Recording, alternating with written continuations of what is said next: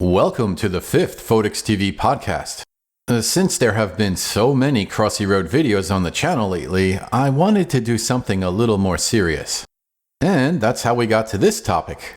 What is the President's AI Challenge? If you wander over to AI.gov, immediately you'll see a picture of Trump. This might fill you with intense feelings. Some of you might not like Trump. So seeing his picture take up a large part of the homepage could be a problem. My problem is with the sliding pictures in modern web design. Also, if this website is about AI, why is Trump the lead photo? Was there a meeting where Trump said, "And I want my picture on the front, and it's gotta be huge"? It's funny, after typing huge with a Y, my text editor wanted to switch to Python. But anyway, let's keep going. So what caught my attention was Melania's YouTube video. What? She's talking about AI. So immediately, I used AI to check things out. I put the following question in a Google search. What qualifications does Melania have to speak about AI? And at first, the main response was that she didn't have any qualifications. But a day later, the wording was different. It mentioned her memoir where the audio version used AI. It also mentioned her advocacy of the Take It Down Act, which is legislation to fight non-consensual intimate images, including AI-generated deepfakes. So I suppose one could argue that she has more AI experience than I do. Thanks, Google. It just said there's no evidence that an individual named Photics has specific, verifiable qualifications to speak on the topic. Thank God there's a First Amendment. And at least Google recognizes me as a web developer. The point is that I watched her video, and at first, I was confused. I didn't immediately realize that she was announcing a competition.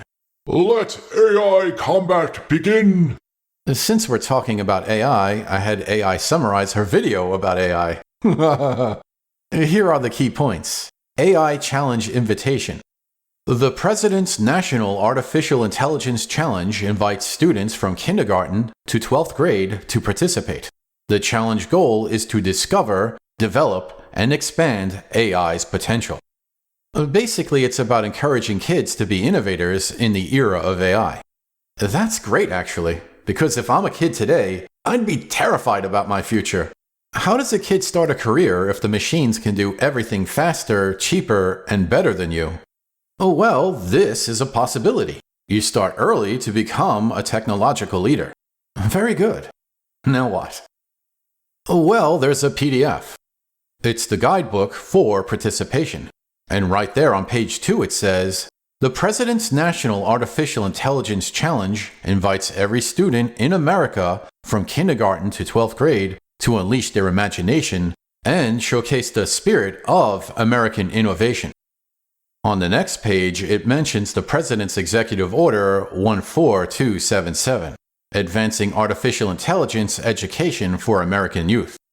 And in the next paragraph, it mentions organizations providing resources. It's a pretty lofty list. There's Apple. There's Google. What? No Tesla. Elon Musk and Donald Trump should be friends again. So, that means there's money behind this project.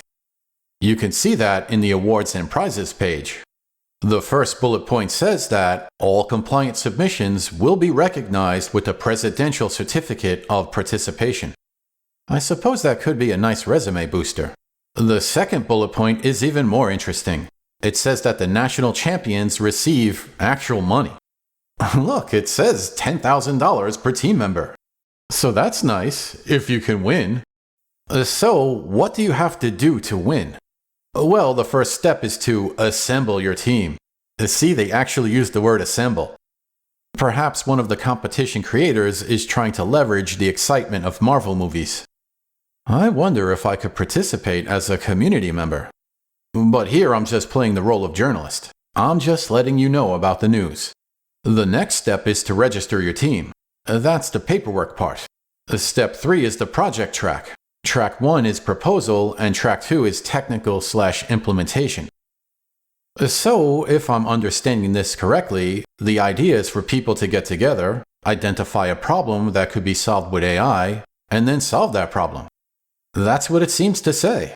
Here it is. It literally says, teams build a solution with AI technologies that can help address a community challenge. I didn't really understand Track 3, the Educator category. Fortunately, there's a sample projects page. For Track 1, some of the examples are: imagine designing a friendly AI tool that would remind students to walk safely to and from school or their bus stop. And imagine a reading helper that listens and gives encouragement, correcting pronunciation and flow. Track 2 says, create an AI tool to help children practice for spelling bees. Well, I could totally build something like that. Actually, I could probably build all of these, although it is a grades 3 to 5 category. If you move up to high school, it is a little more advanced. Here's one example. Build or prototype a chatbot that provides personalized homework help to classmates or younger students using NLP. That's natural language processing. They might as well have said, build a whole business for us. Seriously, that's an idea for a whole business. Although ChatGPT already has study mode. So I think that's the big challenge, to think of an idea that's good, that hasn't been done already, and is something that the team can do. This reminds me of an old Photics project. I was working on the Intensifies app. The idea was to improve caption generation for videos. YouTube has a decent tool, but it could use improvement. What about formatting the captions? What about setting the location of the captions? What about using AI to generate the captions? Both YouTube and Apple have AI tools that are close, but it seems like it could be better. I tried using the new Transcribe to Captions option in Final Cut Pro, but it hasn't been good enough. That's been my experience overall with AI. It's close, but it needs work. I spend a lot of time fixing captions generated by AI. But back to the competition. I think this is a good idea. It encourages people to be innovative while solving problems. That's pretty cool. However, there are deadlines. The timelines section shows that there is not a lot of time to save the world. The project submission deadline is stated as January 20th, 2026. It looks like the competition concludes in June. In the project requirements section, it makes me cringe. They want all deliverables as a single PDF document. This should be done as a web form. They'd save so much time.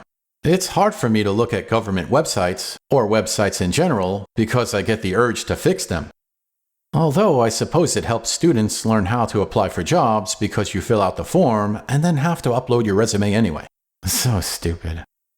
Item number 2 says, each submission must include a 500-word minimum team-authored narrative. I'm not sure what that means. Do they not want AI to write the summary? Or do they not want one guy to write the whole thing? It really should be a group thing, as this is an excellent way to gain practical skills. Like in Part 3, it mentions a physical poster. That's publishing. That's design. So even if you're a computer genius, it makes sense to team up with people that have complementary skills. Writers, artists, and maybe even 3D printing engineers. Is this going to go physical?